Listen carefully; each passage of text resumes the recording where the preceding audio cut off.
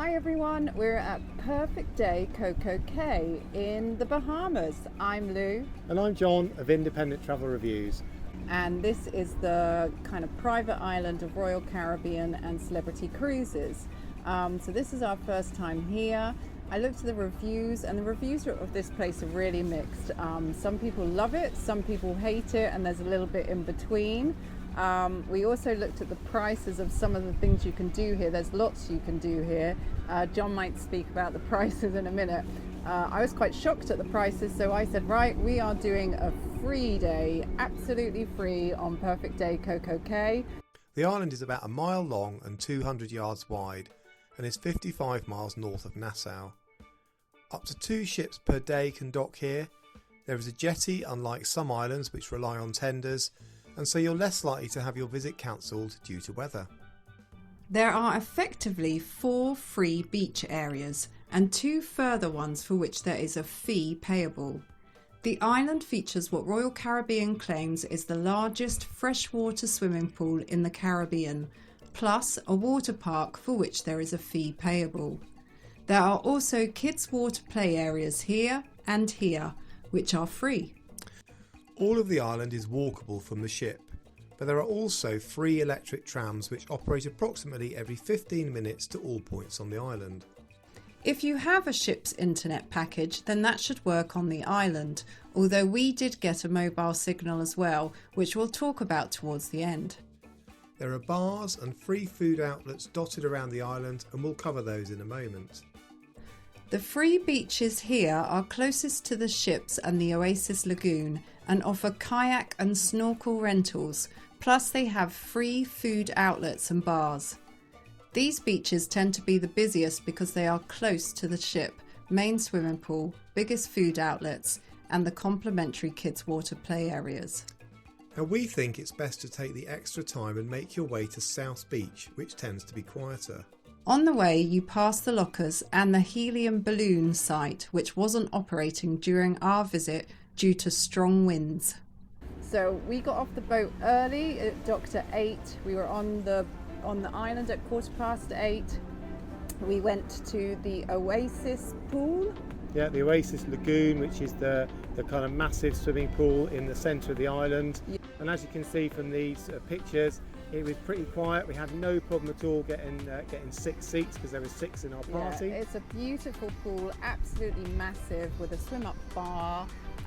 There were restrooms right next door which are clean. There's people walking around all the time to take your drink order, so your drinks packages work on the island. And there were towel stations where you can change your towel for a dry one. And the pool area was absolutely beautiful. It's about a 5-minute walk from the boat. And then we decided to hit the beach. We came to South Beach, which was kind of recommended. It's the free beach here. It's about another maybe 10-minute walk from the pool along this kind of lovely little narrow sandy lane. There are shuttle buses, electric shuttle buses if you don't want to walk, but the walk is pretty easy. It's pretty flat. The whole island's very flat, so it's dead easy to get to. And as you can see, South Beach is a really lovely beach. The further away from the ships and the pool that you come, generally speaking, the quieter it gets. So we're right at the far end of South Beach now, in a beach that's known as the Cove. Now the only thing about this bit that we're in, as you can see, there's very little shade. So there are no umbrellas here, but further up the beach, and we would recommend, if you want to come to South Beach, we'd recommend this little area here. Because there were loads and loads of sunbeds. They're all free, and they've got umbrellas as well. If you want to be exposed to the sun, then come up to the Cove because that's really quiet.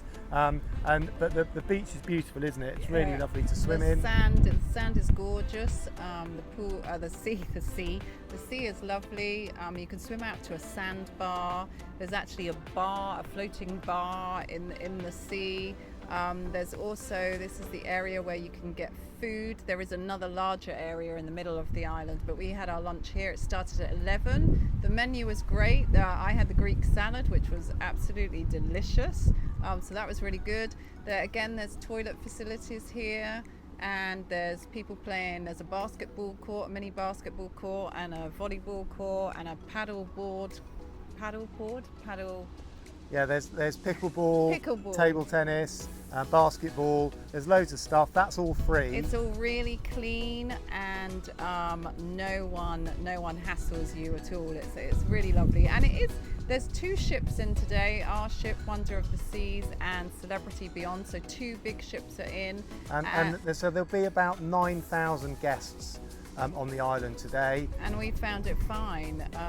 Yeah, haven't we? We have, I think. So the good points about the island are it's a great beach day. It's really easy. You walk off the ship. There's no worrying about taxis or transport to the beach. You're pretty much on the beach as soon as you get off the ship.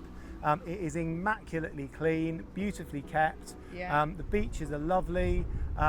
So the good things are your food, or most of your food, is included. There are some kind of restaurants where you can pay a bit of a supplement if you want. But equally, if you're happy with things like Greek salads and burgers and fries and all that stuff, then that is all complimentary. So you can have an absolutely amazing, lovely day for free on CocoCay, which we have. But do you want to mention a couple of the prices? So if you do want to spend some money, even the relatively simple things we do think are expensive. So for example, these little blue floating mats are $21 to rent for a day per mat. The kayaks are $46 per day. They weren't, sorry, $46 an hour. I beg your pardon.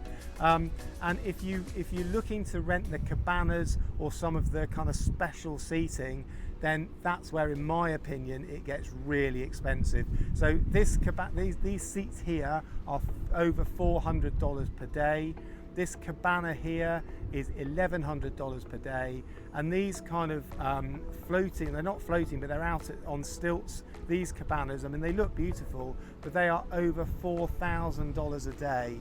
Ouch. Which just seems crazy money to us. But some people were renting. None of them were completely full, so they clearly struggled to rent them, but there were people on all of those. So if you want to spend money here, you can do, but I think equally, our experience is that you can also come here and you can spend not a single cent and have a really lovely beach day. And to be fair, I thought John would hate this place, having read the reviews. I didn't think this was going to be his cup of tea, but you've really enjoyed it, haven't you? Well, the thing I like is that if you want to, you can cluster yourself with loads of other people, and there's bits of the sea which are quite crowded, but you just only have to walk a few yards and you find yourself a bit of space on this stunning beach. So there's a couple of things that we would kind of say. There are free juices and waters and stuff at the food stations, but they don't open until around about 10:30, 11 o'clock, so just be aware of that. So you probably might want to have breakfast before you get off the ship.